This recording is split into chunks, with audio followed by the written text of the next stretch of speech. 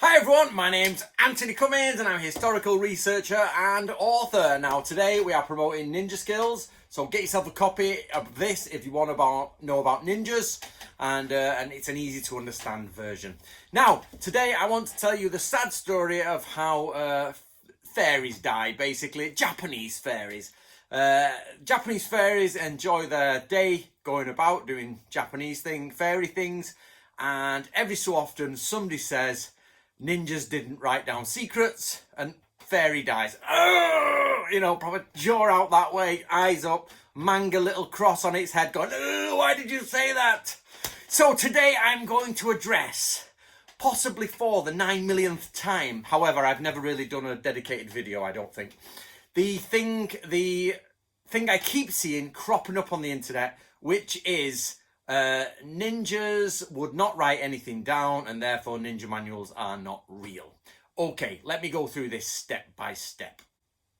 So this is the false logic people are using. They're thinking secrets should never be written down, therefore ninja manuals, because they contain secrets, cannot be real because they are secrets that have been written down. Okay, that's pretty much where they go. You see it all the time on all my YouTube videos is ninjas wouldn't write anything down.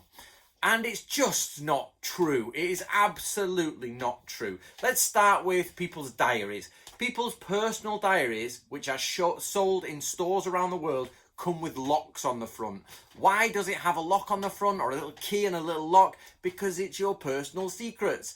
Everybody writes secrets down. They write them in diaries. They write them in company manifestos, if you like.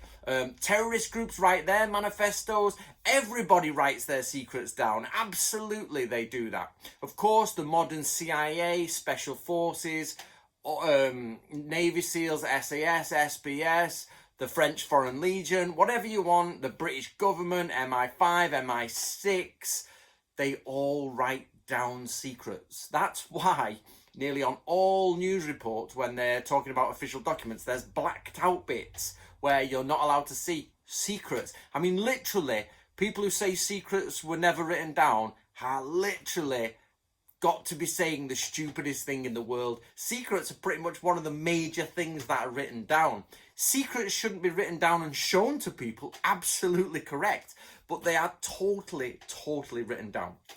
However, it gets more complicated than that with ninja manuals. So the logic is this: ninja manuals can't be correct because ninjas didn't write secrets down, and secrets shouldn't be written down, so therefore the ninja manual is not real. That's absolutely... We know the ninja manuals are real, yet later than the actual times of war. I've been through this a million times. But first of all, let's dig down. Let's go past that. I could end the video here and say that's basically rubbish logic, doesn't work. But let's go a bit deeper into it. So, first of all, when you look at a historical manual, any historical manual, anything, you look at certain factors. Is it a copy of the original? Is it the original?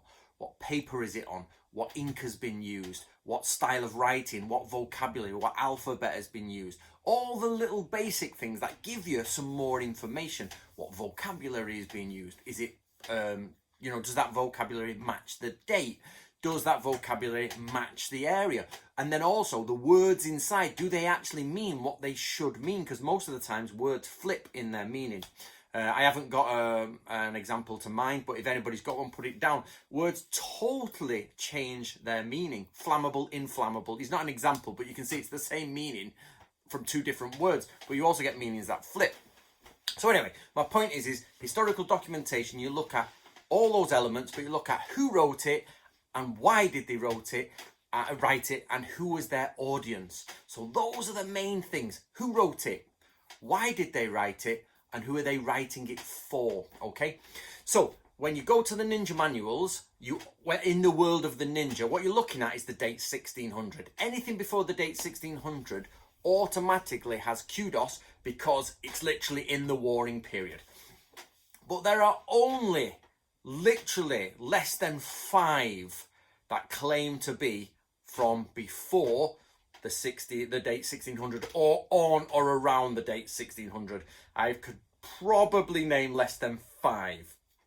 There are a few more that claim to be within the 1620s sort of area. Now, why is that important? Is because people through writing in the 1620s could have been 20-year-old in 1600. So we have to look at who's writing it. Now, in anthropology, archaeology, history, things like that, you get certain terms, you hear it all the time. Phenomenological, which is where you walk through and do what the actual people used to do. Etic and emic, which is the inside and outside. You look from outside the culture or you look from inside the culture. And there's passionate and dispassionate, i.e. people from inside the culture writing about something that they love, or people in the culture writing about something they don't have no particular interest in, but they're writing about it. So when it comes to ninjas, the passionate and dispassionate observers are the ninjas writing about ninjutsu, and the dispassionate are the non-ninjas writing about ninjutsu. Okay, so you've got that to contend with, all right? So first of all, let's look at the manual. So let's make the cutoff date 1600. That's not a trick. It's literally to get rid of any of the questions about the authenticity of the early manuals. It actually damages my thinking. Let's go to the later manuals. So there you go. You've got 1600 plus to 1868. Those are the manuals. Now, as I say, there's almost nothing before that actually everybody agrees is absolutely ninjutsu, and everybody agrees on the date.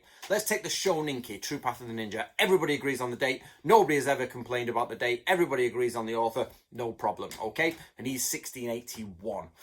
Bansen Shukai, 1676. Nobody is arguing about those dates. Everybody agrees.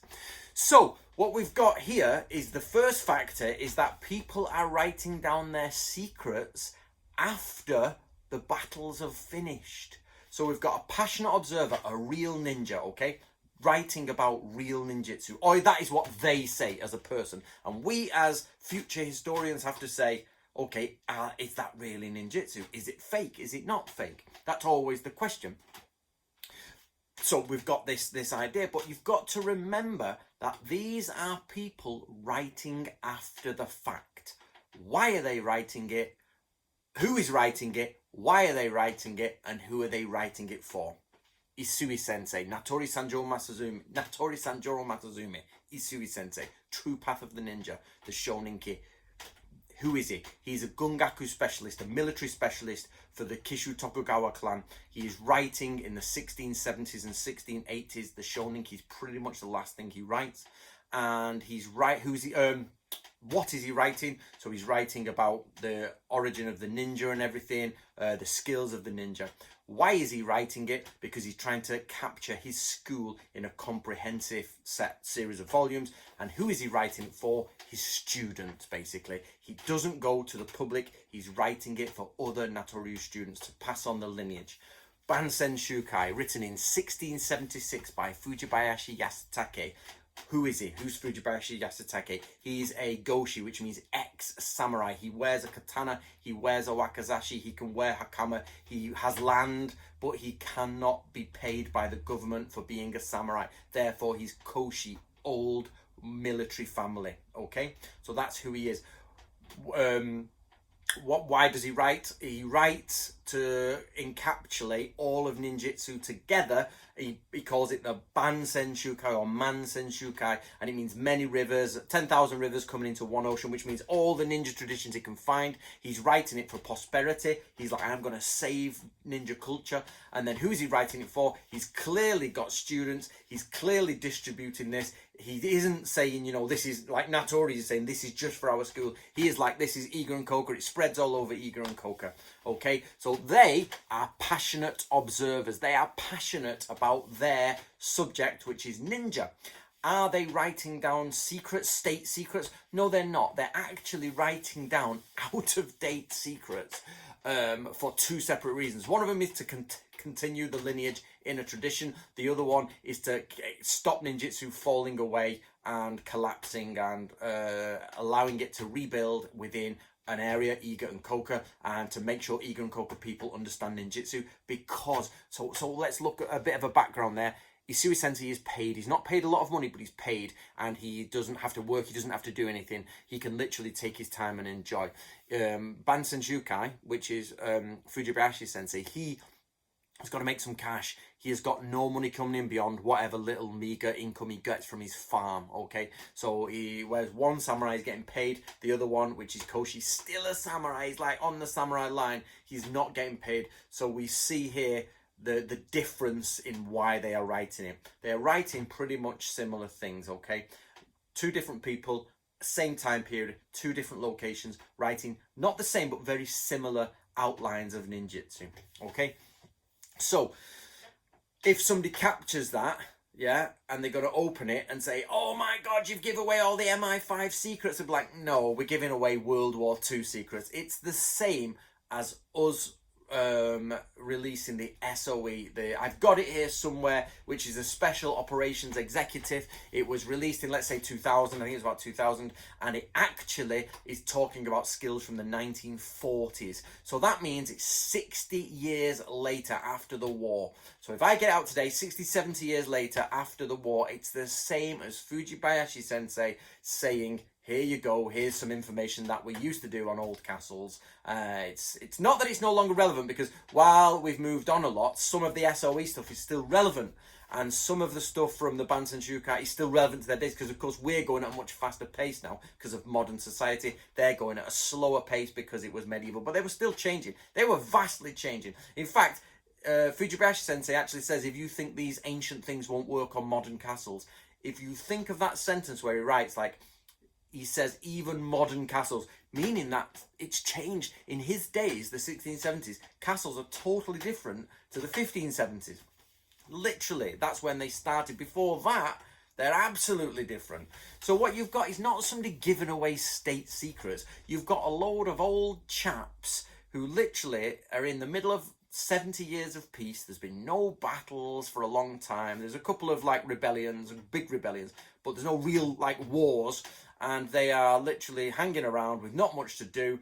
And everybody's talking about fashion, poetry, you know, like gambling, theatre. They're all going to see the latest No play, who can do the best Renga poetry. And you've got a couple of people going, you know what, if we keep going this way, the secrets are just going to be lost. So instead of losing these secrets, let's keep the traditions. Why? Because we live in a tradition passing on society. Our society passes on tradition. We'll get to that in a minute. So then you get dispassionate observers. Okay, Gunpo Gyoshu. You've got Ogasawara Sakun, right? Okay, Ogasawara is a retainer who is on the Tokugawa side. He's very, very much probably higher than those two. We don't know much about him except he is writing within the Tokugawa retinue. He may or may not have worked for Takeda, which means he may or may not have been friends, but colleagues with Natori Sanjoro's grandfather. Got to think of that. So, and this guy is not a shinobi. He actually says, I am going to ask an Iga shinobi for the information. Let's write it down. So we're about we're actually only about 10 years after the war here. And he goes to the Iga and he says, Iga shinobi, who's a Hattori shinobi. And he says, Jubeimon. And he says, can you tell me your secrets? And it's like, obviously, he's probably either they've done a deal, he's paid him or whatever, or it's prestige, or I'll put your name in the book, which he does. And that's why now, 400 years later, I'm telling you about his name. And he writes down the secrets of the ninja. He's a dispassionate observer. It doesn't mean he doesn't like it. It means he's not like, I love the ninja, you will listen to the ninja. All of those are people who are writing down secrets after the fact.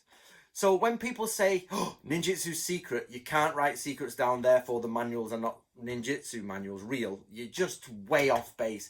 The ninja were passé by that time. They were out of date, out of use. Nobody really cared. They were totally falling in social status. We've discussed this many times. They're literally crash diving in social status. Nobody cares about their secrets. Nobody. To the point that there are ninja manual, the Gunpo Gyoshu is published in the 1650s, 1640s, around there, with pretty much most of the ninja information there for anyone to buy. It's like saying, it's like going to the shop, buying my book and saying, I've got a secret document, do you want to see it? And anybody else can go and buy it. It's that simple. That's why ninjutsu, the secrets were just not that secret anymore. But this created a problem, because you've got this problem now. You want to talk to Stephen Nojiri about this, or look at Stephen Nojiri's channel. He talks a lot about the rise of the school, the rise of the Ryuha. Whether it's on video or not, I can't remember. He talks to me about it a lot, so it's probably his video or in. But anyway, Stephen Nojiri. The rise of the Ryu, the school. The idea is you've got loads of samurai with nothing to do. They've got nothing to do, but they still love war. They're still warriors. So they create schools in the 1600s. They create loads of them. Edo, Osaka are teeming with different samurai schools. And they write down Hidensho, their secret scrolls. Now, Hidensho is not a new thing in Japan. It goes way back. However, there's Hidensho for flower arrangement, Hidensho for archery, Hidensho for pottery, Hidensho for making, I don't know, pillows with cutouts of dinosaurs on them. There's literally Hidensho for everything. If you go to the National Archives in Japan and all the different museums and you put in the word Hidensho or kuketsu, oral tradition scroll. So when people say out there, and I see it on the little bar in YouTube, and it's like, ninjas don't write down secrets, can't be real. Fairies just fall from the sky. That's the Japanese fairies falling from the sky, guys. It is, you have never, those people who say that have never been to Japan and never typed the word Hidensho into an online, so on the network of Japanese old manuals. You have picked up 23,000, results in your search. Which one would you like? Oh, you know what I mean? And then there's low Hidensho and all that sort of stuff. There are multiple ways to say secret scroll. So the fact that somebody says people in Japan didn't write their secrets down, you've got no idea. I have been through so many Hidensho for the word ninja. So many. There are thousands of them. Thousands. So absolutely, do people write secrets down? Look at any diary in the world. Look at any special service. Look at any military. There are secrets that they never want you. That's why we have classified and declassified. So this is what gets me, like, we don't write secrets down. Where does the word classified come from then? If a document is classified and declassified, it's top secret. It's for your eyes only. Where do those come from if we do not have secret documents? Of course, they end up in fiction, but they start in the government, okay? And even to this day, you get all these, UFO sightings and all that, and all this declassified, and this file has been declassified, and you get all the conspiracy theories going through the declassified information. My point being is, it's so retarded as a statement to say secrets are not written down. It's ridiculous, okay? Then you've got the fact that actually they're out of date secrets. They're not even writing secrets that are in date. They're totally out of date secrets. However, it's inside a culture that prides itself on continuing secrets within hidden secret manuals. So you've got a tradition of secret manuals that they don't want to let go of, yet these manuals or these secrets are being published for the public on woodblock prints, okay? To the point now, even in Japan, they will hold on to their Hidensho, even if absolutely already been published.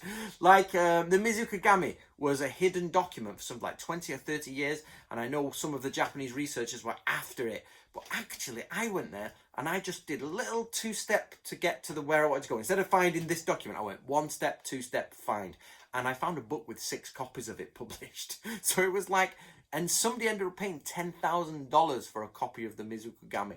And you could go to the library it's actually in Kanazawa, because it's a local book from a local organisation.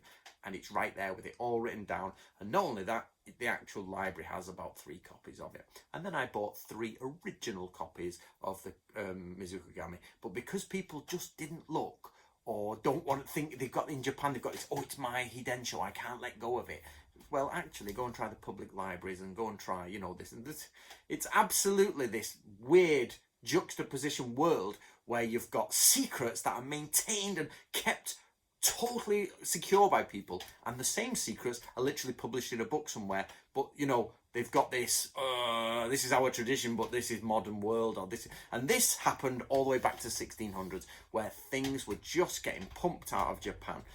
So guys, the next time you see anyone anyone say, oh, ninjas wouldn't write down their secrets because secrets shouldn't be written down, you just show them this video. And if anybody disagrees with me, then you're just wrong. The end. Wrong. Because I can't imagine why you would disagree with any of that. So that is the answer to why would ninjas write things down. It's because the secrets were then irrelevant, pretty much irrelevant, and they had to pass it on in tradition. They lived inside a culture where that type of secret writing was absolutely normal, and the arts were becoming lost. They were becoming out of date. They were not being used, therefore they needed to be recorded. They were no longer living arts. They were just static arts being passed on. They were not used in wars because there was no wars, and ninjutsu is a warfare system. There you go. Right, guys, don't forget, support us. Get Ninja Skills, the authentic ninja training manual. I never remember that title, by Anthony Cummins. This is my non-posh wood. So the posh wood is there, and this is my burning wood for that stove there. So this stuff has been axed. People have always asking about my wood, which is very quickly there. And somebody came up with an amazing word, which was lumbersexual. They said, Anthony, you are lumbersexual. That is the best word I've ever heard. And I think it was spelt correctly as well. However you spell lumbersexual. Right, guys, enjoy that. Let me know what you think. As again, I will look at the comments before I do my next video and then move away from this one. So good luck for the upcoming week.